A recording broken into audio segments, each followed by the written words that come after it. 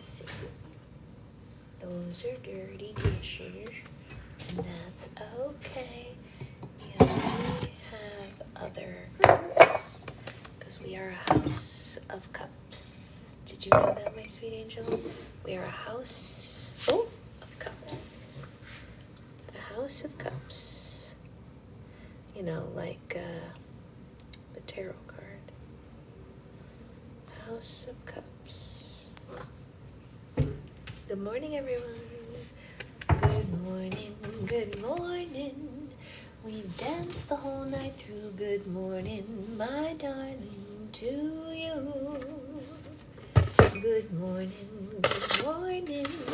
It's great to stay up late. Good morning, my darling, to you. When the band began to play, the stars were shining bright. Now the milkman's on his way. It's too late to say goodnight. So good morning, good morning. Yes, very screamy. Sunbeams will soon smile through. Good morning, my darling. Oh, a lot, huh? Yeah. To you. Mommy made a mess. Mommy made a mess. Mommy made a mess. But that's okay. We can fix it. Sometimes accidents happen. Sometimes they're a mess. But you know what, my angel? It's okay. Accidents happen. Finding your voice. Yes, she's finding her voice for sure. Are you finding your voice? You look sleepy. We have half eyes. We have these.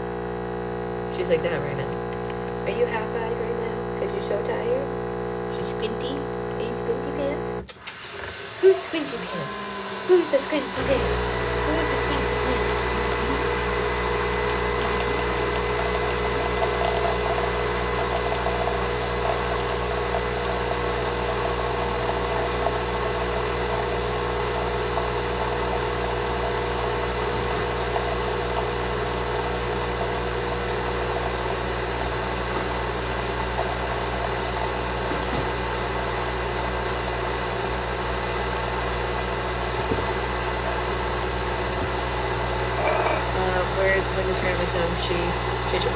Yeah, you know what, my mom was going to come today, Nikki, because she's actually bringing me mail from the P.O. box today, but she got sick, so she's just going to drop the mail off outside our door and not come in because she doesn't want to risk the baby. She's healing, but,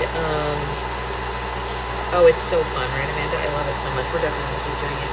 So my mom did not feel comfortable coming in to see her when she has had a cold. She's had a cold all weekend, I guess. So, yeah, I totally get what you're saying. I know, she's trying to peek out, right? What a hilarious little nugget. You guys saw that, right? She's like, hello? I know, she's on meds for it, Nikki, which is good, but I am sad for her, too. It is a bummer that she hasn't seen her in a hot minute, and her chance today was taken away. But on the other hand, I am grateful that I have a mother who takes those things seriously and who doesn't just like come without telling me that she's sick. You know what I mean? Ma, the meatloaf. So I'm grateful for that.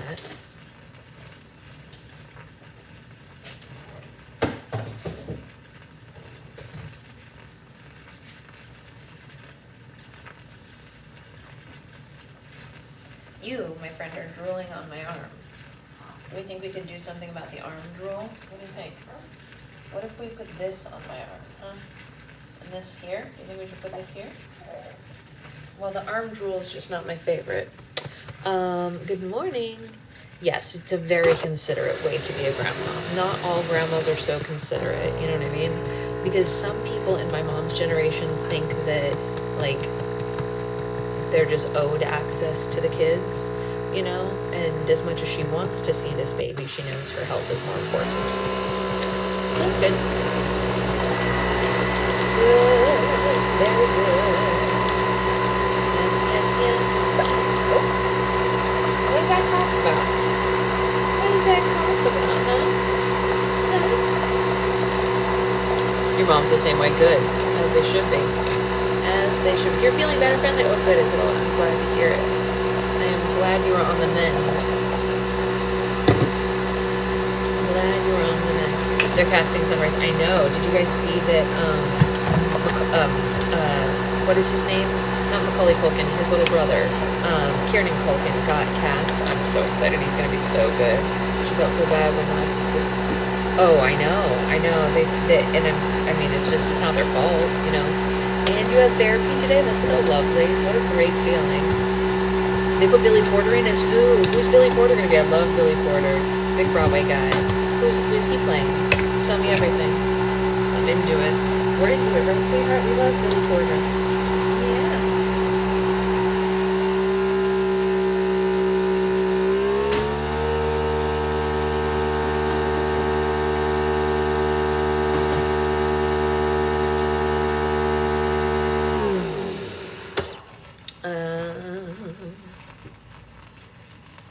Oh, very nice. Yeah, I think I knew when clothes was for some reason. Why did I know that? I think I saw something of it. Snake guy? Who's Snake guy? She's good. She's good. She needs a nap. As you can see, we are very awake. But, you know, we're doing our best. We're doing our best here. How are you all? How was everyone's Father's Day? Yes, I also need a nap, Lauren. I need book recs for an 8-hour trip. Oh, what genre, Morgan? Yeah, what genre what do you need? And are you looking for a book to read physically or an audiobook for the car? We can definitely do that. Maybe she'll fall asleep while you read. I hope so, Avery. That would be great. That's why I'm kind of rocking her right now.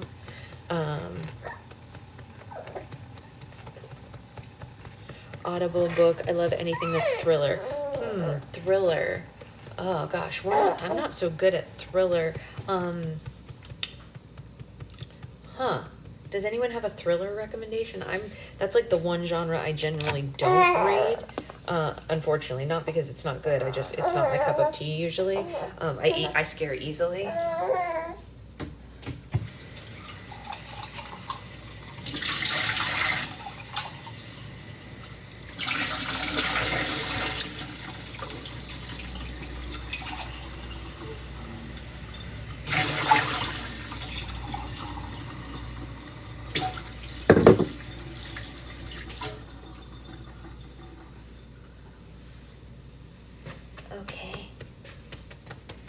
Okay, wait, what happened to Amanda? Wait, why are we oh-knowing Amanda?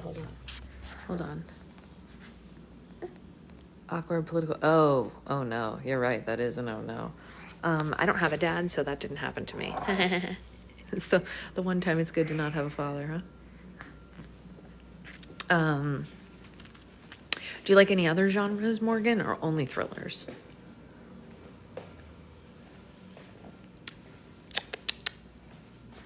Delicious. We love a coffee. Okay, are you gonna let mommy sit down or should mommy just give in and stand up the whole time? What do you think? What do you think? We have a new rule in our family about being in politics. You leave no, romance. Okay, see, I can do romance.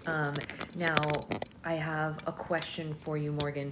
Will there be any children in the car? I love V.E. Schwab. She's great. How to Solve Haunted House was pretty wild. Not really close to my dad, so I just texted back, but yeah, that's fair. I just celebrated with my husband, who is great, obviously, toddler and baby. Okay, but they don't understand anything, right? Because I was gonna say, sometimes it's really fun to listen to. You want to go in your bouncer, you don't want to sleep. Okay.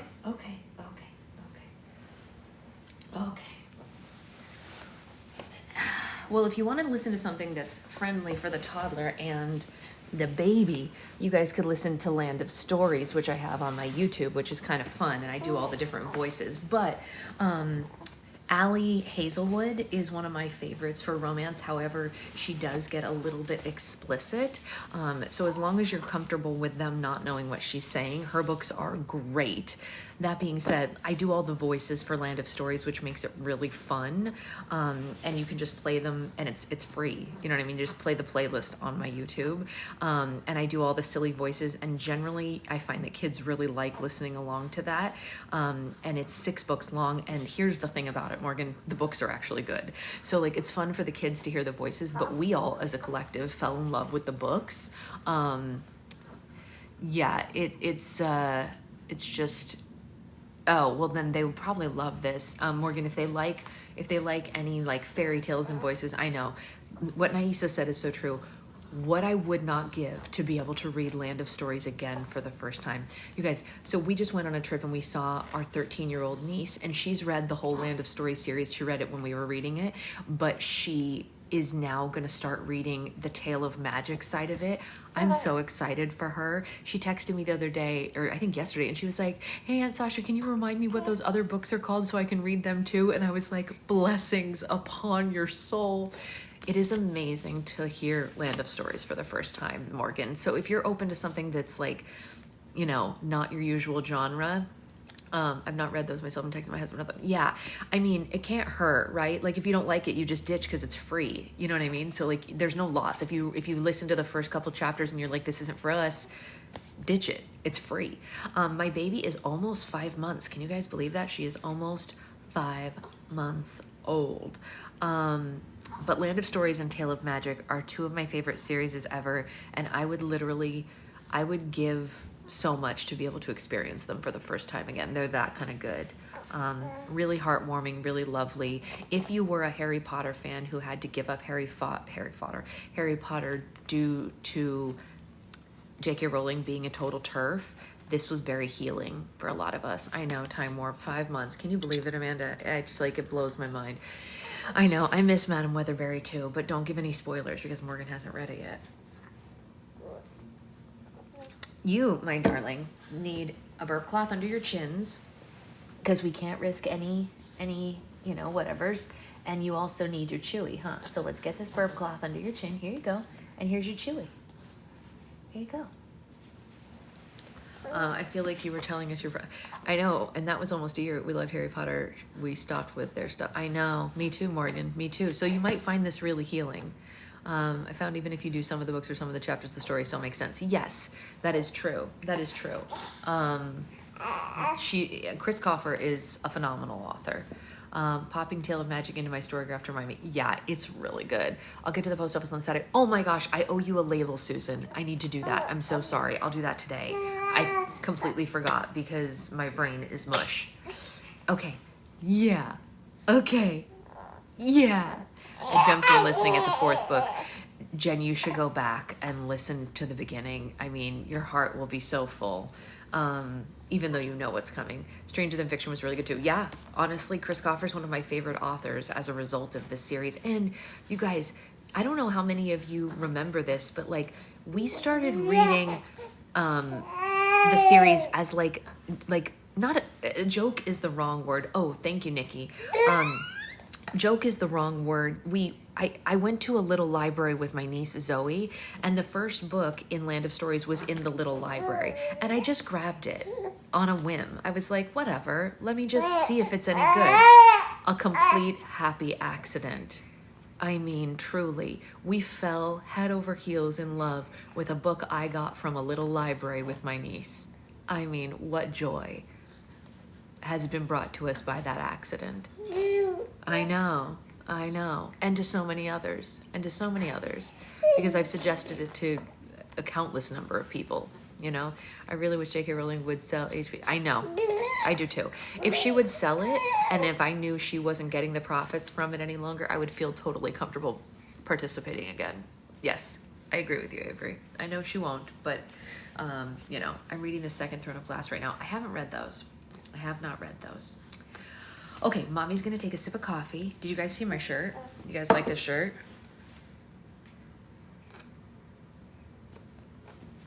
Yeah. I mean, she doesn't really call me anything yet, but you know, that's why I love small business HP. Yes, I agree about that, Nikki. If she's not getting the funds from it, I feel less bad. I agree with what Nikki said. If it's a small, I did Akatar when my kid was tiny. My husband got in the car and goes, okay, that's funny. That's funny, Morgan. Morgan, you might like Allie Hazelwood when you're not with your kids. I like Allie Hazelwood. This is a breastfeeding shirt, you guys, that my friend Tamara made for me to take to Disney so that I would have, yeah, she calls me blah, blah, blah, blah, currently. Am I blah, blah, blah? Do you have anything else to say before we start reading? Get it out now. No, that's it. Throne of Glass is awesome. So is the other Corner of Thorns and Roses. Yeah, I haven't read either of those. I need to do that. Okay, we are on chapter 19. We've been trying hard to be mindful of purchases. Yes, you know what? My husband literally said that yesterday. Yeah, I agree. She wants to read for us. Yes, I can tell she's growing. She makes so many sense. She's a very talkative girl. She's like, nah, I'll chime in later. You can tell us everything now. I know, literally. She's going to start talking as soon as I start reading because she has a lot to say. I think I told you guys, when you hold a book like this in front of her, she reads, and I think it's because she sees me do it every day. She's like, oh, that's how you read. Do you like busing dresses? I don't know if I know what that is. Oh, nursing dresses. I only have one. It's okay. I actually, more than nursing dresses, I find that there's this one dress I got at Target a long time ago that has a stretchy top, and I like that better. She's gonna keep her comments to herself until I start reading. Are you ready for chapter 19? She went like this on her little chewy.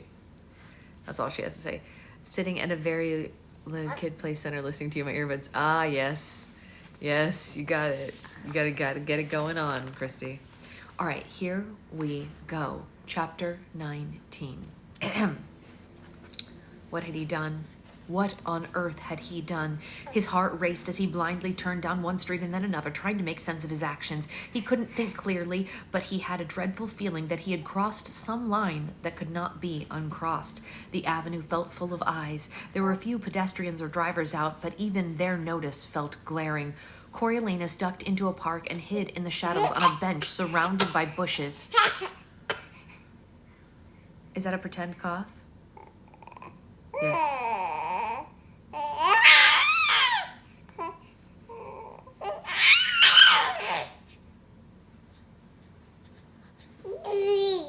Yeah. Uh-huh. You have a little bit of drool. Yeah. Yes. He forced himself to control his breathing, counting 4 in and 4 out until his blood stopped pounding in his ears, and then he tried to think rationally. Oh, that's not very rational, honey. That's not very rational, sweetheart. Yeah. All right, so he dropped the kerchief with Lucy Gray's scent from... Sorry, all right, so he would drop the handkerchief with Lucy Gray's scent on it from the one from the outside of his book bag into the snake tent.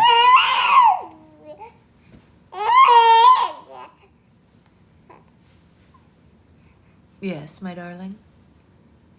Big yawn. That was a big yawn. We say, Christina, we say that she sounds like a cartoon baby. If you guys ever listen to the Happy song by, I think it's Ingrid Michaelson, the beginning of it has a baby laughing, and it's exactly her laugh. It's your laugh, huh? But not your scream. You don't have to scream. Hey, no screamies. Inside voice. Let's use our inside voice. Yeah, let's use an inside voice. Yes. I know. She found raspberries. It's true. You can hear it.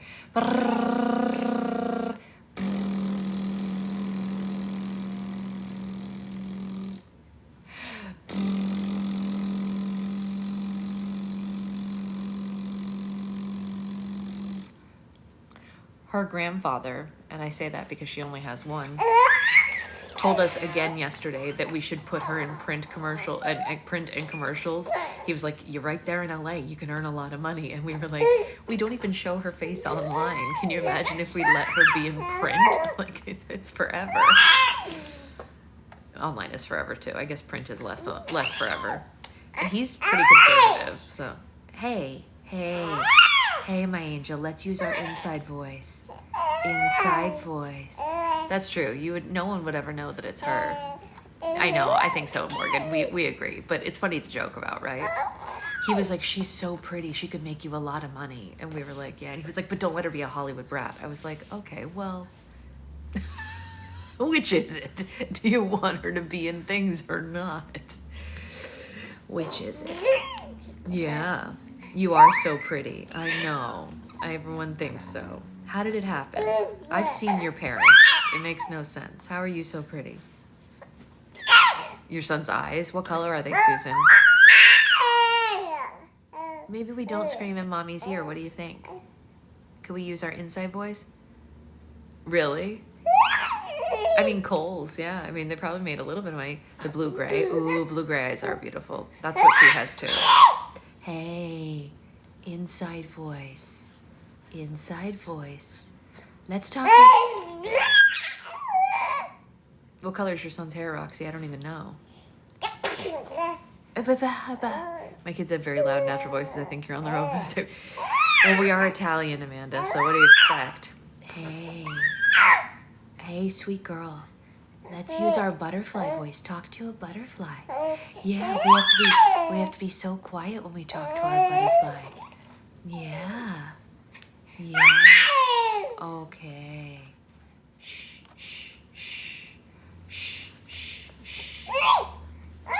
Okay, you want to go hang out with Dad? Hattie heard talking here. Ready? Thinking it was. Yes, Caddy says hi. Caddy says hi. Yes, when you're teaching kids to speak quietly, you can tell them talk like they're talking to a butterfly, and sometimes they'll be quiet. Not with a baby her age, obviously she doesn't know what that means. But if you're talking to a toddler, you can say, talk like you're talking to a butterfly. And they'll usually be quiet because they know that butterflies are delicate, you know? So it's a nice way to tell them inside voice. It's like an alternative to the inside voice. No worries, Liz. We're taking a quick intermission. I'm going to give her, I think she wants to play with Dada. So we're going to take a quick intermission. It's just baby club now. Do you want to take one more try now that Auntie Liz is here? Do you want to see if you can use your inside voice while Auntie Liz is here? You want to see? We'll try. We'll try. You have a little bit of drool. Yeah, a little bit of drool. You're a bit of a drool monster. Yeah? All right, let's keep trying. If not, bless you. You can go hang out with Dada. All right. All right. So he would drop the handkerchief with Lucy Gray's scent on it, the one from the outside pocket of his book bag, into the snake tent. He'd done it so that they would not bite her as they had bit Clemencia.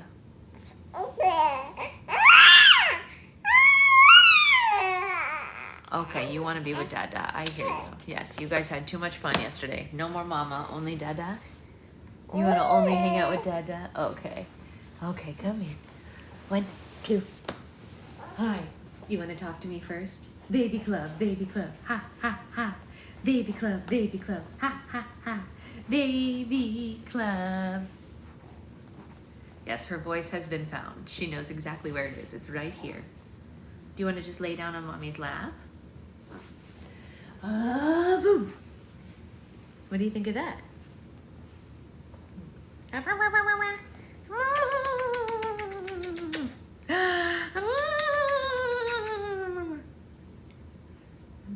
Do you think that's so silly? No, you are too wiggly for this. Too wiggly. Okay. She said, forget the butterfly voice. Yeah, seriously.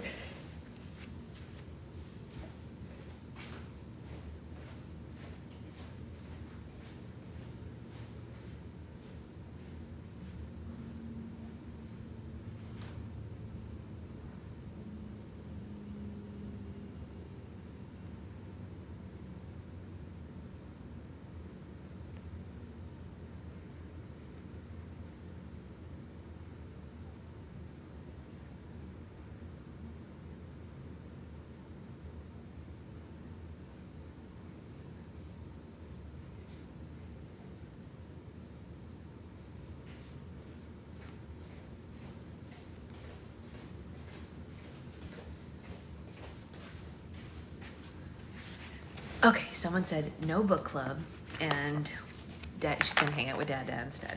Here we go. He did this so they would not kill her, because he cared about her. Wait, because he cared about her? Or was it because he wanted her to win the Hunger Games so that he could secure the plinth prize? If it was the latter, he had cheated to win. That much was true. Roxy told me that this morning, Liz. Hold on. You didn't know if those snakes were even going into the arena, he thought to himself. The assistants had, in fact, told him otherwise. There was no history of such a thing ever occurring. Perhaps it had just been a temporary flight of madness, and even if the snakes did end up in the arena, Lucy Gray might never even encounter them. It was a huge place, and he didn't think that snakes just went around attacking people left and right. You had to, like, step on them or something. And even if she did run into a snake and it did bite her somehow, how would anyone trace that it didn't bite her somehow? How would that trace anything back to him? It required too much high security knowledge and access that no one would presume he had. And a handkerchief with her scent, why would he even have that? It was okay. Yes, he was going to be okay. Except that line. Whether anyone pieced his actions together or not, he knew he had crossed a line. In fact, he knew that he had been dancing on top of that line for some time, like when he had taken Sejanus' food from the dining hall to feed Lucy Gray. It had been a small infraction, motivated by his desire to keep her alive and his anger at the game maker's negligence. An argument could be made for basic decency there, but it was not a lone incident. He could see it all now, the slippery slope of the last few weeks that had started with Sejanus' leftover and ended with him, here, shivering on the dark, deserted park bench. What awaited him farther down that slope if he was unable to stop his descent? What else might he be capable of? Well, that was it. It stopped now. If he didn't have honor, he had nothing. No more deception, no more shady strategies, no more rationalizations. From now on, he would live honestly, and if he ended up as a beggar, at least he would be a decent one. His feet had carried him from home, far from home. But he realized that the plinth apartment was just a few minutes away. Why not pop in? An Avox in a maid's outfit opened the door and gestured to ask if she could take his book bag. He declined and inquired if Sejanus was free. She led him into the drawing room and indicated that he should sit. While he waited, he looked at the furnishings with a knowing eye. Fine furniture, thick carpets, embroidered tapestries, a bronze bust of someone. While the exterior of the apartment was not impressive, no expense had been spared on the interior. All the plinths needed was an address on the Corso to solidify their status. Mrs. Plinth bustled in, full of apologies and flour. Sejanus, it seemed, had gone to bed early, and he caught her in the kitchen. Would he please come downstairs for a moment and have a cup of tea? Or perhaps she should serve the tea in here, like the Snows had. No, he assured her. The kitchen would be just fine, as if anyone served a guest in the kitchen except for a plinth. But he had not come to pass judgment. He had come here to be thanked, and if that involved baked goods, all the better. Would you like pie? I got blackberry or peach if you can wait for it. She nodded to a pair of newly assembled pies on the counter awaiting the oven. Or maybe you'd like cake. I made custards just this afternoon. The Avoxes like those best because, well, they're easy to swallow. Coffee or tea or maybe milk? The lines between Ma's eyebrows deepened in anxiety as if nothing she offered would ever be good enough. Although he had eaten dinner at the events at the Citadel and the walk left him drained. Oh, yeah, milk please. And the blackberry pie would honestly be a real treat. No one can compete with your cooking. Ma filled a large glass to the brim, and she carved out a full quarter of the pie and plunked it onto a plate. Well, do you like ice cream? She asked. Several scoops of vanilla ice cream followed, and she pulled the chair up to the surprising wooden table. It sat under a framed needlepoint of a mountain scene overlaid with a single word. Home. My sister sent me that. She's the only one I really stay in touch with now, or who stays in touch with me, I guess. Doesn't really fit with the rest of the house, but I have my corner here. Please do sit. Eat. Her corner boasted the table with 3 mismatched chairs and a needlepoint, and a shelf filled with little oddities. A pair of Rooster salt and pepper shakers, a marble egg, a soft doll with patched clothing. The sum total of her possessions, Coriolanus suspected. the things she had brought from home. Her shrine to District 2. It was pitiful, the way she clung to that backward mountain region, poor little displaced person without a hope of ever fitting in, spending her days making custards for Avoxes who would never be able to taste them. She was pining for the past. That's a really interesting, it's a really interesting visual. You don't think about that with Avoxes, right? I mean, like, intrinsically we know they don't have tongues, and that's why they can't talk, but I never thought about the fact that they'll never taste their food either. So she's making vanilla custard for someone who can't taste it. It is the Hunger Games. Well, it's the prequel, Ballad of Songbirds and Snakes. That's sad. But it's nice of her to do it anyway, right? Yeah. Well, how is it? She asked anxiously. Superb, he said. Like everything you cook, Mrs. Plinth. And that wasn't an exaggeration. Ma might be pathetic, but she was something of an artist in the kitchen. She allowed herself a small smile and joined him at the table. Well, if you ever want seconds, my door is always open. I don't even know how to begin to thank you, Coriolanus, for what you've done for us. Sejanus is my life. I'm sorry he can't visit with you. He's taken a lot of that sedative. Can't seem to sleep otherwise. He's so angry, so lost. I don't have to tell you how unhappy he is. Yeah, I never thought of it either, Avery. It literally never even crossed my mind. Did you see the Hunger Games actors show up for the No King's March? I didn't, but it doesn't surprise me. The capital really isn't the best fit for him, said Coriolanus. It's not the best fit for any of us Plinths, really. Strabo says that while it's hard for us now, it'll be better for Sejanus and his children, but I really don't know about that. She glanced up at her shelf. Your family and your friends, that's your real life, Coriolanus, and we all left ours back in 2. But you already know that. I can see it. I'm glad that you've got your grandma and your sweet cousin. Coriolanus found himself trying to cheer her up, saying that things would be better once Sejanus graduated from the academy. The university had more people and more kinds of people from all over the capital. He was sure to make new friends there. Mrs. Plinth nodded, but she didn't seem overly convinced. The Avox maid caught her attention and communicated with kind of signed language. Well, all right, he'll come up after he finishes his pie, Mrs. Plinth told her. My husband would like to see you, if you don't mind. He does want to thank you. When Coriolanus swallowed the last bit of pie, he bid Ma good night and followed the maid up the stairs to the main floor. The thick carpeting silenced their footsteps, so they arrived at the open door library without a warning, and he was able to get a look at Strabo Plinth with his guard down. The man stood at a fancy stone fireplace with his tall frame propped up by an elbow on the mantel, staring down to where the flames would be in another season. Now the hearth was cold and empty, and Coriolanus had to wonder what he saw there and if it would provoke the profoundly sad expression on his face. Hi, you guys. Are you okay? Yeah. She disagrees. She was totally fine. I know. Asked that. Oh, well, I'm a monster for asking, clearly. One hand gripped the velvet lapel of his expensive smoking jacket, which seemed all wrong, like Mrs. Plinth's designer dress or Sejanus' suit.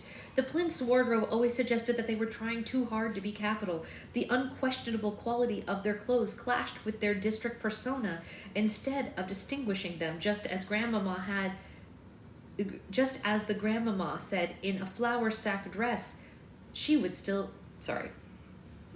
Just as if the grandmama were in a flour sack dress, she would still scream of the Corso. Mrs. Plinth met his gaze, and Coriolanus felt a sensation that he remembered the encounters with his own father, a mix of anxiety and awkwardness, as if at that moment he had been caught doing something foolish. This man, however, was a Plinth, not a Snow.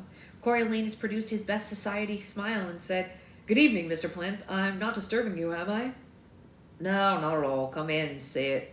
Mr. Plinth gestured to the leather chairs before the fireplace rather than the ones before his opposing oak desk. This was to be personal then, not business. "You've eaten? Of course. You couldn't get out of that kitchen without my wife stuffing you like a turkey. Did you want a drink? A whiskey, perhaps?" Adults never offered him any beverage stronger than a Posca, which went down quickly enough and then to his head. He couldn't risk that for this exchange. I don't know where I'd put it," he said with a laugh, patting his stomach as he settled himself into the chair. "But you, please, do go ahead, Mr. Plinth." Well, no, I don't drink." Mr. Plinth folded himself into the facing chair and looked Coriolanus over. You do look like your father. Yeah, I hear that a lot, said Coriolanus. Did you know my father? Our businesses overlapped at times. He drummed his long fingers on the arm of the chair. It's striking, the resemblance, but you're nothing like him, really. No, thought Coriolanus, I'm poor and powerless, although maybe the perceived difference was good enough for tonight's purposes. His district-hating father would have loathed seeing Strabo Plinth admitted to the capital and becoming a titan of the munitions industry. That was not why he'd given his life in the war. Nothing at all, or you'd have never gone into that arena after my son, said Mr. Plinth. Impossible to imagine Crasus Snow risking his life for me. I keep asking myself why you did it. No choice, really, thought Coriolanus. He's my friend, he said, though. No matter how many times I hear that, it's difficult for me to believe. But even from the beginning, Sejanus singled you out. Maybe you take after your mother, huh? She was always gracious to me when I came here on business before the war. Despite my background, she was the very definition of a lady, and I never forgot it. He gave Coriolanus a hard stare. Are you like your mother? The conversation wasn't going the way that Coriolanus had imagined. Where was the talk of the reward money? He couldn't be persuaded to take it if it was never offered. Yeah, I do think I'm like my mother in some respects. In what respects? Asked Mr. Plinth. This line of questioning felt weird. In what way was he like any loving, adoring creature who had sung him to sleep each night? Well, we did share a fondness for music. Did they share a fondness for music? She liked music, but he didn't hate it, he guessed. Music, huh? Said Mr. Plinth, as if Coriolanus had said something as frivolous as puffy clouds. And I do think we both believed that good fortune was something to be repaid on a daily basis, not taken for granted, he added, and he had no idea what that meant, but it seemed to register with Mr. Plinth. Mr. Plinth. He thought it over.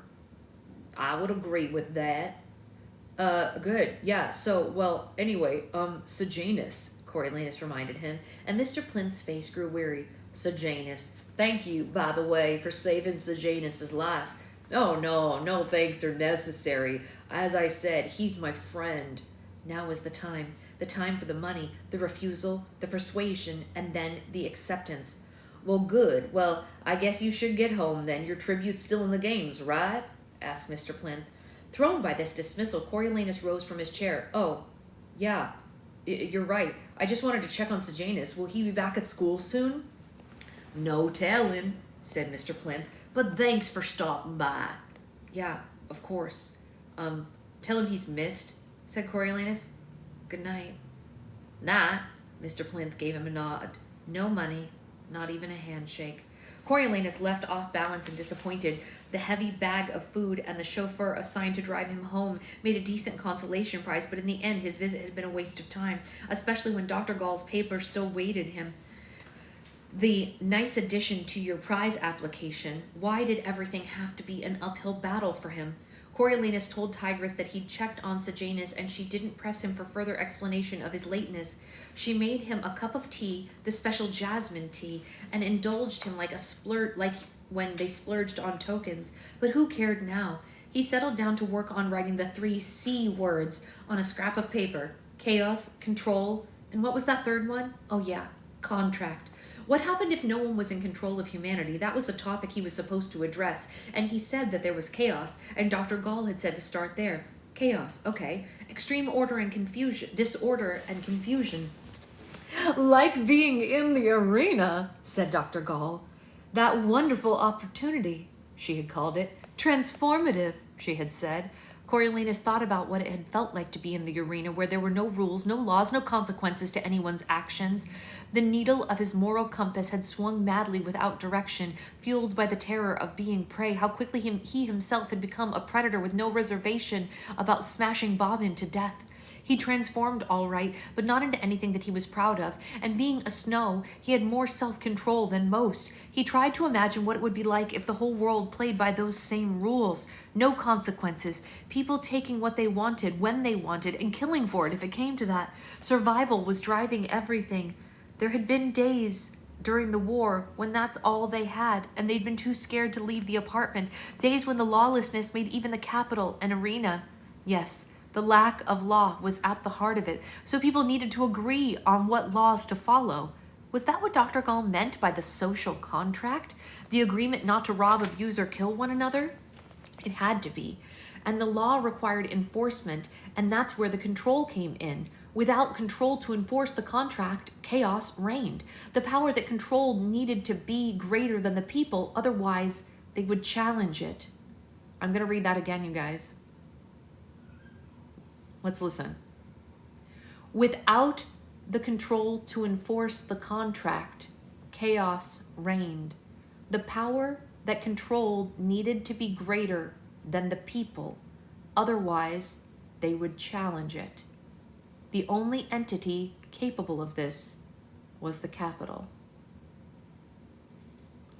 It took him until about 2 a.m. to sort that out, and then it barely filled the page. Dr. Gall wanted more, but that was all he could manage for tonight, so he crawled into bed where he dreamed of Lucy Gray being hunted by the rainbow snakes. He awoke with a start, trembling to the strains of the anthem. "You've got to get a hold of yourself," he told himself. "The games won't last much longer." The breakfast delights provided by Mrs. Plinth gave him a boost into the day 4 of the Hunger Games. On the trolley, he gorged himself on a slice of blackberry pie and a sausage roll and a cheese tart. That's right, rise up. Between the games and the Plinths, his waistband was becoming snug. He would make an effort to walk home tonight. Velvet ropes cordoned off the section of the dais with 8 remaining mentors, and now a sign with the occupants' names hung on the back of each chair. Assigned seating. This was new, but probably an attempt to mitigate some kind of snarkiness that had sprung up in the last few days. Coriolanus remained in the back row between Io and Urbane. Poor Festus was sandwiched between Vespania and Clemencia. Lucky welcomed the audience with his long-suffering Jubilee, who had been confined to a cage more suited to a rabbit than a bird. Nothing stirred in the arena. The tributes seemed to be sleeping in. The only new development was that someone, likely Reaper, had dragged Jessup's body into the line of the dead near the barricade. Coriolanus nervously awaited the announcement of Gaius Breen's death, but no word was forthcoming. The game makers spent time with the crowd in front of the arena, which continued to expand. The different fan clubs now sported shirts with tributes and mentors' faces, and Coriolanus felt both pleased and embarrassed to see his image staring back at him from the giant screen. Not until mid-morning did the first tribute make an appearance, and it took the audience a moment to place her. "It's Wolvie!" Hilarious shouted in relief. "She's alive!" Coriolanus remembered the child as scrawny, but now she looked skeletal. Her arms and legs were like sticks. Her cheeks were sunken. She crouched at the mouth of a tunnel, her filthy striped dress squinting into the sunlight, clutching an empty bottle of water. "Hold on, Wolvie! Food is on the way!" said Hilarious, hammering away at his communicuff. She couldn't have had much by way of sponsors, but there was always someone willing to place a bet on a long shot. Lepidus swooped in, and Hilarious spoke at length about Wolvie's merits. He presented her absence as stealth, claiming it had been their strategy all along for her to hide and left the field clear. "Oh, just look at her! She's in the final 8, isn't she?" As half a dozen drones sped across the arena toward her, Hilarious became even more excited. "And there's her food and water now! All she has to do is grab it and go back into hiding." As the supplies showered her, Wolvie lifted her hands but seemed dazed. She pawed at the ground and located a bottle of water, struggling to unscrew the cap. After a few gulps, she sank back against the wall and gave a small belch. A thin stream of silverish liquid trickled out of the side of her mouth, and then she went still. The audience watched, uncomprehending for a minute. "She's dead," announced Urbane. No, she's not dead. She's just resting," said Hilarious. But the longer Wolvie stared unblinking into the bright sunlight, the harder that was to believe. Coriolanus examined her spittle, neither clear nor bloody, but just slightly off, and wondered if Lucy Gray had finally managed to put the rat poison to use. It would have been easy to poison the last swallow of water in a bottle and then discard it into one of the tunnels. Desperate Wolvie would not have thought twice about downing it, but no one else, not even Hilarious, seemed to find anything amiss here. "I don't know," said Lepidus to Hilarious. "I think your friend here might be right." They waited another 10 long minutes without a flicker of life from Wolvie before Hilarious gave in and lifted his chair. Lepidus heaped on the praise, and Hilarious, while disappointed, reckoned that things could have gone a lot worse. Well, I mean, she managed to hang in there a long time, given her condition.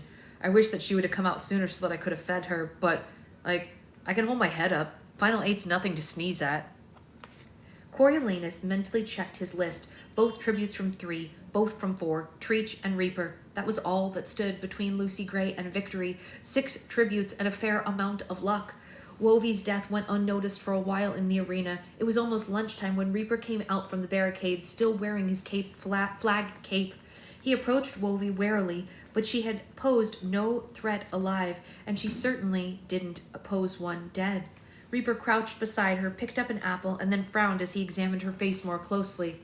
He knows, Coriolanus thought. At least, he suspects that it wasn't a natural death. Reaper dropped the apple and lifted Wovey into his arms and headed to the dead tributes, abandoning the food and water on the ground. You see, Clemencia asked no one in particular, you see what I'm dealing with? My tribute is mentally unbalanced. I guess you're right, said Festus. Sorry about earlier. And that was it. Wovey's death caused no one's suspicion outside of the arena, and inside it was only Reaper who questioned the cause. Lucy Gray was not prone to carelessness. Perhaps she'd chosen frail Wovey as a target because the child's already grave condition would mask the poisoning. He felt frustrated by his inability to communicate with her and update their strategy together. With so few left, was hiding still the best approach, or would it be better for her to act more aggressively? Of course, he didn't know. She could be planning to poison food and water at this very moment, in which case she needed more, in which case he could not provide if she didn't make an appearance. Although he didn't believe in it, he did try to channel her telepathically. Let me help, Lucy Gray, or at least let me see that you're all right, he thought. And I miss you. Reaper had returned to the tunnels by the time District 4 scavenged Wovey's food. Their absolute lack of concern with its origin reassured Coriolanus that the possibility of poisoning had flown under the radar. They sat down right where Wovey had died and gobbled up every bite, and then they strolled back to the tunnel. Mizzen walked with a limp, but he would still outmatch most of the remaining tributes if it came to a fight. Coriolanus wondered if in the end it would all come down to Coral and Mizzen deciding which District 4 tribute would take home the crown. In all his years, Coriolanus had never left a school lunch untouched, but the cardboard bowls of lima beans on noodles turned his stomach, and still full from the Plinth's breakfast, he couldn't bring himself to swallow even a spoonful of it, and it required a quick exchange of his untouched bowl with Festus's empty one to avoid a reprimand. Here, the lima beans just taste like war to me, he said. That's me and oatmeal, one whiff, and I want to hide in a bunker, said Festus, who made quick work of the stuff. Thanks, I overslept and I missed breakfast. Coriolanus hoped that the lima beans hadn't been a bad omen, that he had admonished himself. This was no time to start embracing superstitions, though. He needed to keep his wits sharp, stay personable for the cameras, and get through the day. Lucy Gray must be getting hungry by now. He planned his next food delivery while he sipped the water. With Hilarious gone, the 3 remaining mentor chairs in the back row had been centered. Coriolanus resumed his seat in the middle, and it was, as Domina had called it, like a game of musical chairs. And these were the very people that he'd played with during childhood. If he ever had children, and he planned on it one day, would they still be among the elite of the capital's social club, or would they be relegated to lesser circles by then? It would help if they had a wider family network to draw on, but he and Tigris were the only Snows of the next generation, and without her, he would be headed into the future alone. Little occurred in the arena that afternoon. Coriolanus waited for Lucy Gray, hoping for a chance to feed her, but she remained elusive. The audience outside the arena provided most of the excitement when Coral fans mixed it up with Treach fans over who was worthiest to be crowned victor. A few punches were thrown before the peacekeepers separated into 2 groups, sending them to opposite sides of the crowd. Coriolanus felt glad that his own fans had little more class. In late afternoon, when Lucky resumed his coverage, Dr. Gall sat across from him holding Jubilee in his cage. The bird rocked back and forth like a small child trying to comfort itself, and Lucky eyed his pet with worry, perhaps anticipating its loss to the labs. We have a special guest with us here today, head game maker Dr. Gall, who's been making friends with Jubilee. I hear you have some sad news for us, Dr. Gall. Dr. Gall moved Jubilee's cage to the table. Yes, due to the injuries sustained in the rebel bombing in the arena, another one of our academy students, Gaius Breen, has died. As his classmates cried out, Coriolanus tried to center himself. At any minute he might be called upon to respond to Gaius's death, but that wasn't the source of his anxiety. Gaius would at least be enough to eulogize. He hadn't had an enemy in the world. I think I'd speak for everyone when I extend our sympathies to the Breen family, said Lucky. Dr. Gall's face had hardened. Oh, we do, but actions speak louder than words, and our rebel enemies seem somewhat hard of hearing. In response to this, we've planned something special for their children in the arena. Shall we tune in? Said Lucky. And in the center of the arena, Tesley and Cirque squatted over a pile of rubble, poking at it for who knows what. Apparently, it held no interest for Reaper, who sat high in the stands, his back to the arena wall, wrapped in his cape. And suddenly, Treach burst out of a tunnel and bore down on the District 3 tributes, who fled for the barricade. Murmurs of confusion came from the audience. Where was this something special that was promised by Dr. Gall? They were answered by the sight of an oversized drone flying into the arena, transporting the rainbow snakes. Coriolanus had all but convinced himself that the snake attack had been the product of an overheated imagination, but the entry of the tank had ended that. His brain assembled the puzzle pieces in exactly the right order. What he didn't know was how these snakes would respond to being unleashed, but he had been in the lab. Dr. Gall did not breed lapdogs. She designed weapons. The unusual package caught Treach's attention. Perhaps he thought that someone extra special had gifted him something earmarked as a gift for him. Because he halted as the drone reached the middle of the arena, Tesley and Cirque paused as well, and even Reaper rose to observe the delivery. The drone released the uncovered tank about 10 yards above the ground. Rather than shattering, the container bounced on impact, and then, like a flower opening its petals, it fell to the ground with its walls opened wide. Snakes shot out in all directions, creating a multicolored burst in the dust. In the front row, Clemencia jumped to her feet and let out a blood-curdling scream, almost causing Festus to fall out of his chair. As most people were only registering the new development on the screen, her reaction seemed extreme. Afraid that Clemencia would spell the whole story in her panic, Coriolanus leapt up and wrapped his arms around her from behind, not sure if the move was meant to be comforting or confining. Clemencia went rigid but silent. They're not here. They're in the arena, Coriolanus said in her ear. You're safe. But he continued to hold on to her as the actions unfolded. Maybe Treach's lumber district background had given him some familiarity with snakes. The second that they erupted from the tank, he turned on his heels and sprinted for the stands. He bounced up the debris hill like a goat and kept moving, hurtling over seats as he ascended. The few moments of confusion that Tesley and Cirque experienced came at a great cost. Tesley made it to one end of the poles and managed to shimmy up a few yards to safety, but Cirque stumbled over the rusty old spear, and the snakes overtook him. A dozen pairs of fangs pierced into his body, and then, as if satisfied, the snakes moved on. Pink, yellow, and blue streaked his body as the wounds pumped out bright pus. Smaller than Clemencia, with double the venom in his system, Cirque struggled to breathe for about 10 seconds before he died. Tesley stared at his fallen body and sobbed in terror as she clung to the pole. Below her, the delicate snakes bunched, rearing up, and danced around the base. Lucky's voiceover boomed into the arena. What is happening? These are mutations. We've developed them in our lab at the Capitol, Dr. Gall informed the audience. They're only snakelets now, but fully grown, they'll easily outrun a human, and that post will be no problem for them to climb. They're designed to hunt humans and reproduce rapidly, so any casualties can be swiftly replaced. By this time, Treach had climbed out onto the narrow shelf over the scoreboard, and Reaper found refuge on the roof of the press box. A few snakes that had managed to scale the rubble into the A few of the snakes managed to scale the rubble into the stands that gathered below them. The mic picked up the muted sound of a girl's scream. They got Lucy Gray, Coriolanus thought in despair. The handkerchief didn't work. But just then, Mizzen exploded from the tunnel nearest the barricade, followed by a shrieking Coral. A single snake dangled from her arm. She tore it free, but dozens charged for her the moment that they hit the ground, targeting her lower legs.